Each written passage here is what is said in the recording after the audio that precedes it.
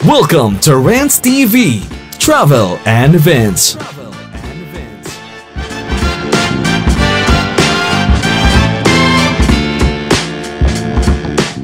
Hello guys, samahan niyo po ako mamasyal dito sa Escolta Street in Binondo, Manila.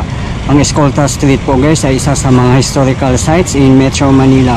At titingnan po natin yung mga magagandang old buildings during Spanish era. At natitira pa nga ito noong World War II.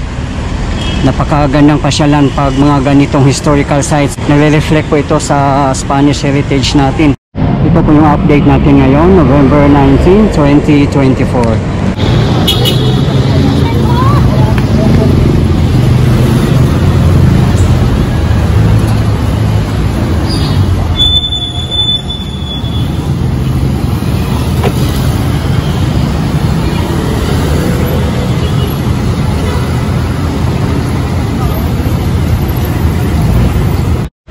Ayan po ang Santa Cruz Church. Sa harap niya ang Plaza Santa Cruz. Ayan po ang Ongpin Street. Yan po ang art niya. Sa harap po natin, dyan na po ang Escolta.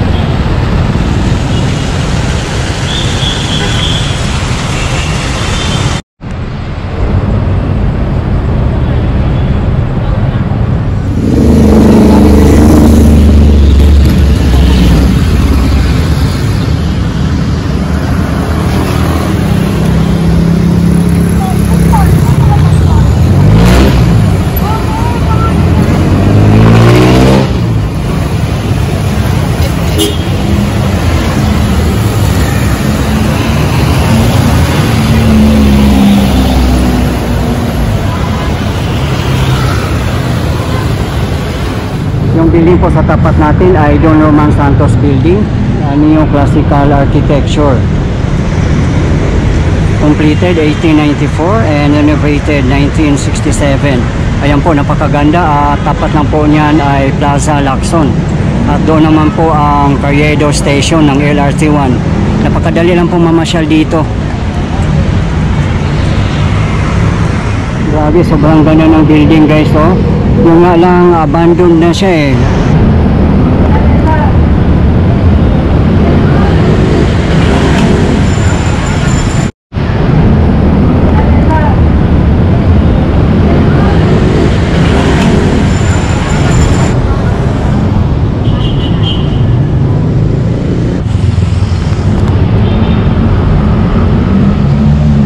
Ayan po ang Santa Cruz Church. Dito na tayo mismo sa Escolta Street. At yan naman ang Don Roman Santos Building.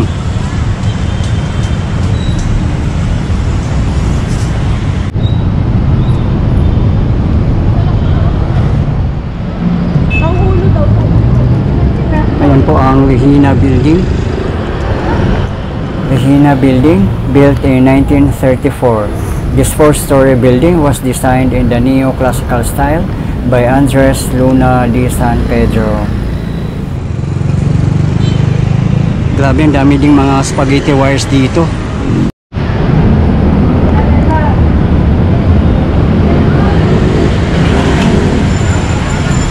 Dito yung old downtown ng Binondo. Matraffic din pala dito ngayon. Time check, 4 PM local time.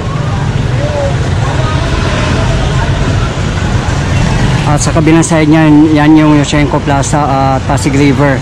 Then nandyan na din yung tapat natin ang Pasig River Esplanade. Pupuntahan din po natin mamaya. At dito naman ang Borque Building, one of the famous buildings in Escolta Street.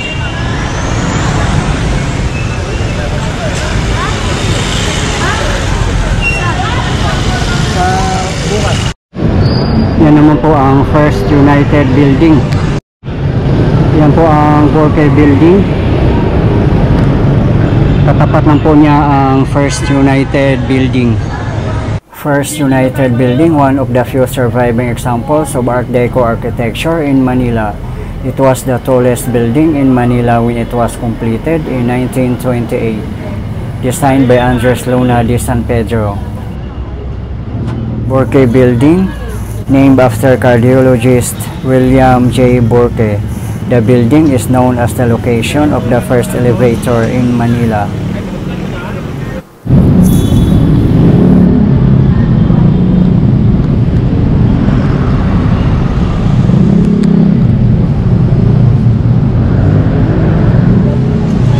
Grabe, ang sikip na rin daan dito kasi maraming mga nakapark sa mga gilid ng kalsada. Ano? Siguro dating unang panahon parang Divisoria siguro nila to. Kasi ito yung old downtown ng Binondo. Yung mga gilid ginawa na nila ng car park kaya masikip. Kaya nahihirapan ng dumaan yung mga motorist. At yan naman po ang Natividad Building. Ayan po, napakaganda.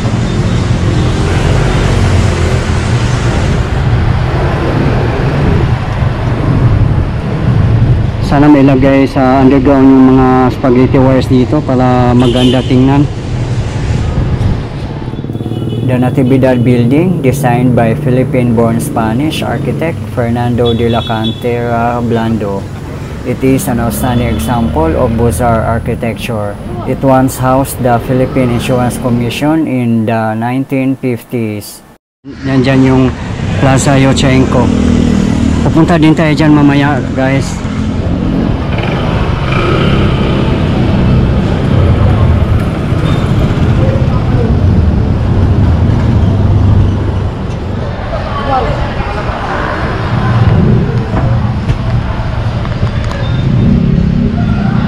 Grabe, daming mga business din dito.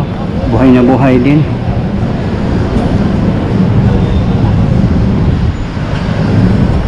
Time check, 5 PM local time. Kaya traffic na kasi rush hour na rin.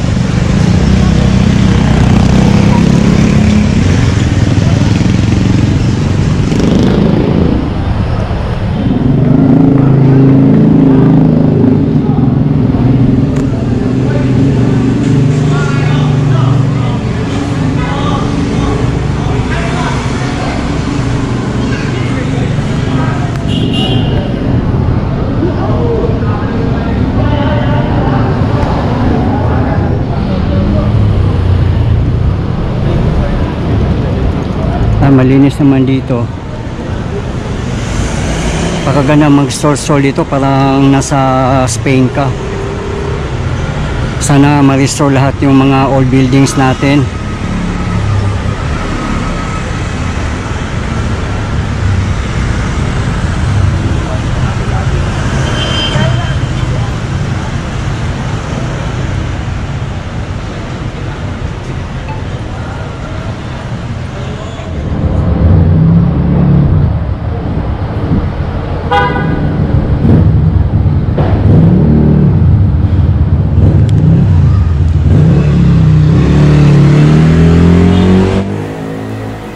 Calvo Building, another fine example of Beaux-Arts architecture. It was built in 1938 by Angel Calvo and designed by Fernando Ocampo. In 1950, the building was also the location of the first radio studio of DZBB-AM, a flagship AM radio station of GMA Network. Until 1957, it was transferred to GMA Network Center.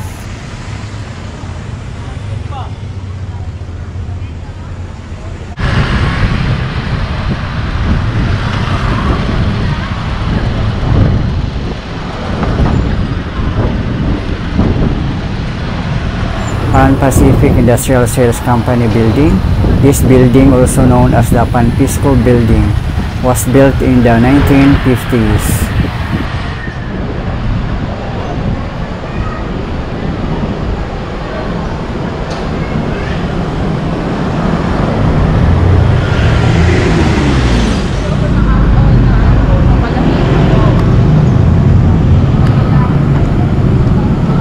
Yan po sa bandang unahan lang yan ang Escolta Ferry Station. At doon naman po ang Jones Bridge. Puntahan po natin para makita nyo. Wow.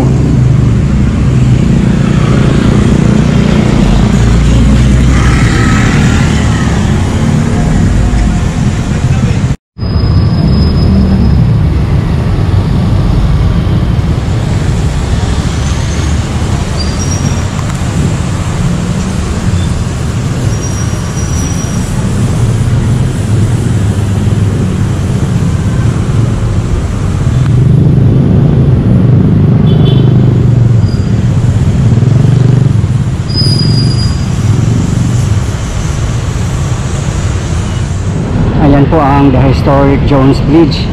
Pagbaba po niyan ay Lawton na Pasig River Esplanade. Ganun lang kalapit, ang ganda mag-walking dito.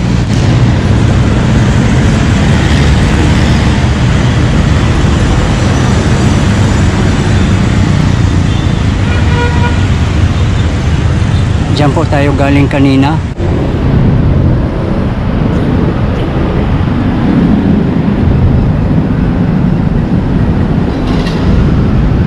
Pupunta po tayo doon sa Pasig River side sa may Plaza Yochenko para makita nyo po.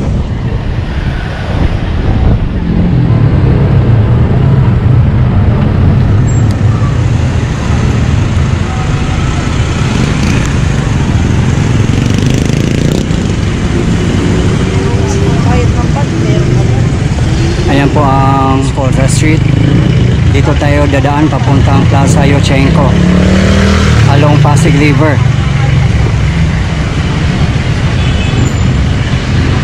Ayan lang po ang Plaza Yochenko.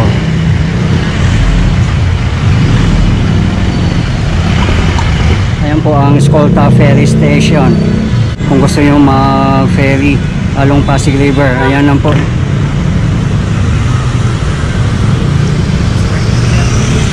Yan, dyan po tayo galing kanina. Marami din mga jeep lumadaan dito. Ayan ang signboard niya, Santa Cruz, San Nicolas, Divisoria. Dito na po tayo mismo sa Plaza Yochenko. Napakagandang mamasyal dito kasi parang private yata ito. May mga guard na kapwesto dito kaya napakalinis at napaka-safe. Ayan may guard.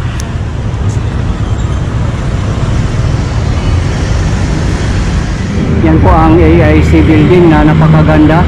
Similar doon sa Pasig, sa may Pasig Palengke. Kung nakapunta kayo, similar yung design niya. Ayan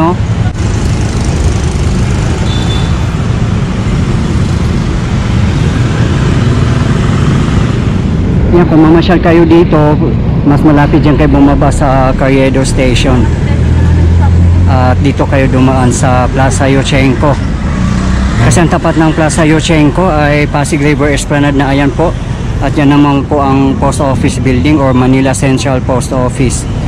Time check is 5:30 PM local time. At yan naman po ang Jones Bridge.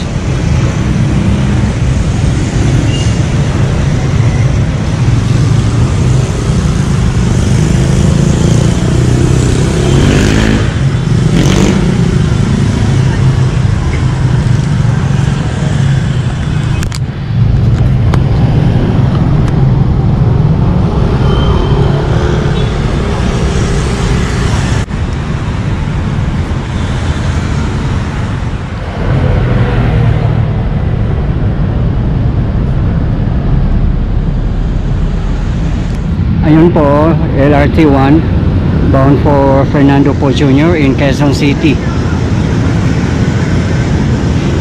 Yung bridge na yan po ay MacArthur Bridge.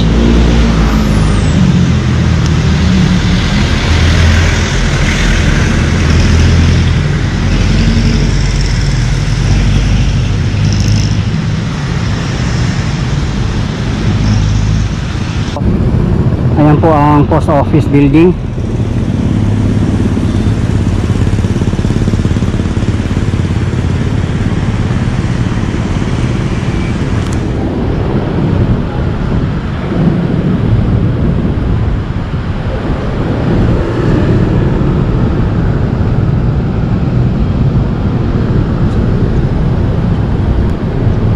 Si Yorme pala ang nag-cutting ribbon dito.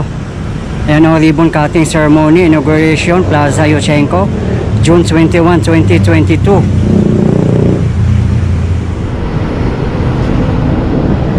Napakaganda ng weather ngayon, kaya perfect maglakad-lakad.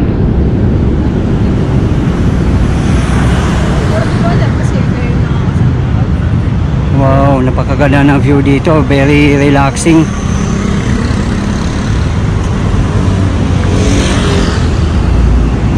Ayan o, yan naman ang isang train, 4th gen train set, bound for Dr. Santos in Sucat, Parañaque City.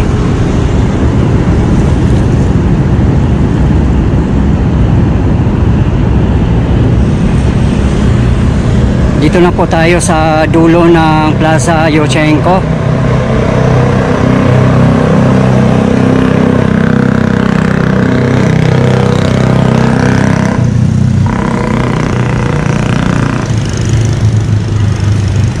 Punta naman po tayo sa kabilang side. Titingnan natin yung mga iba pang old buildings.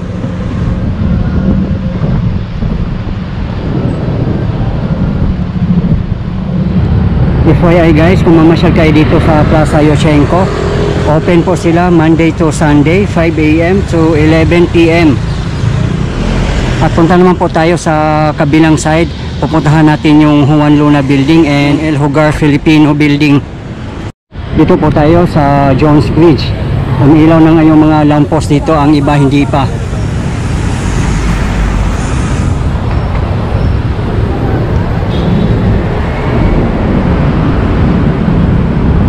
Ayan po ang Chinatown Arc.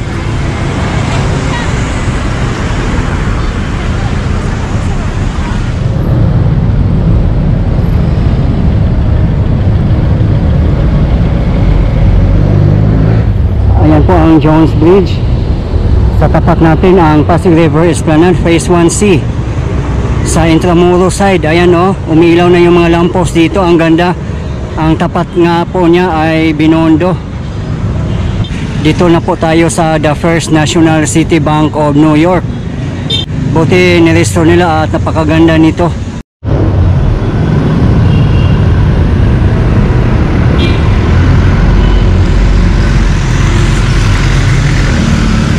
Mga jeep yung madaan dito, Santa Cruz, LRT, Escolta.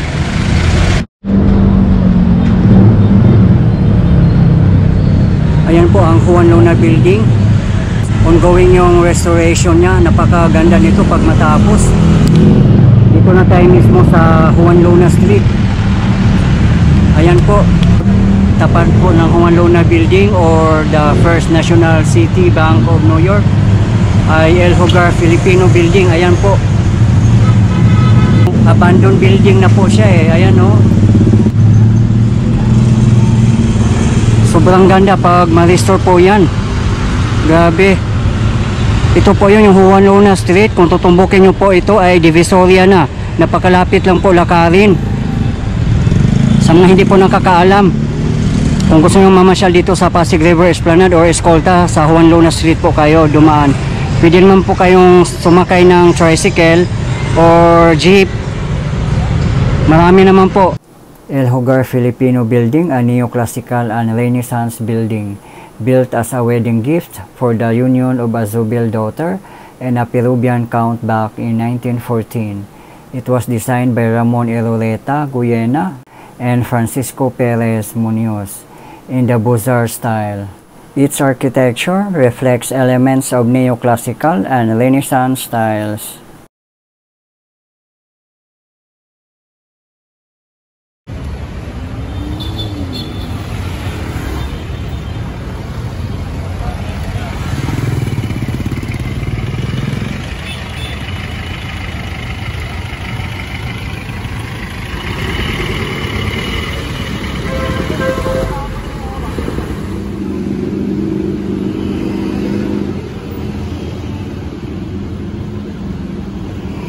Juan Luna Building. It was also known as the Pacific Commercial Company Building, First National City Bank Building, and the Ayala Building.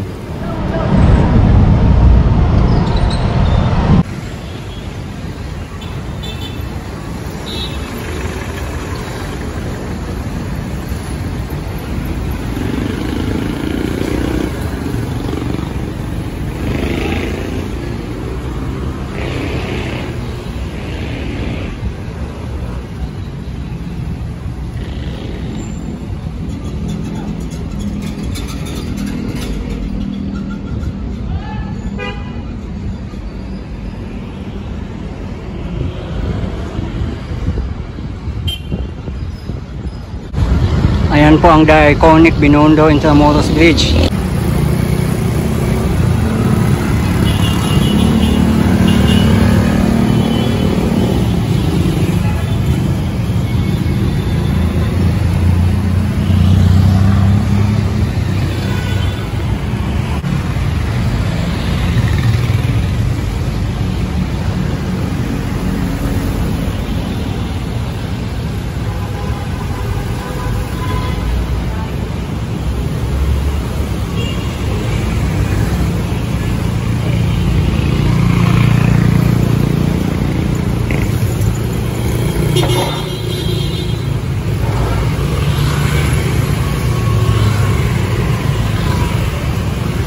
Dito po tayo sa Plaza Cervantes.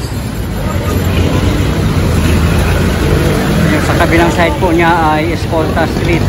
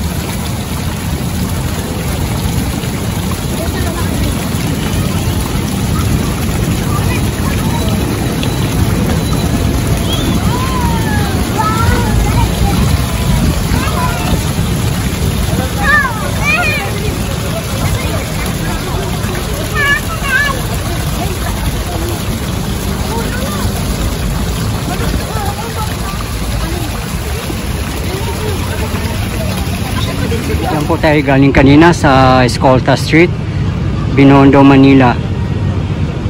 Yan po sa gabi, napakaganda mamasyal din po dyan.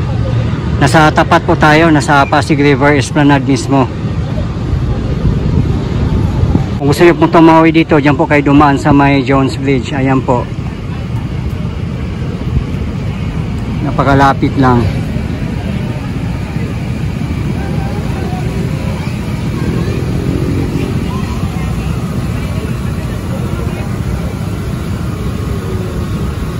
Ayan po ang post office building.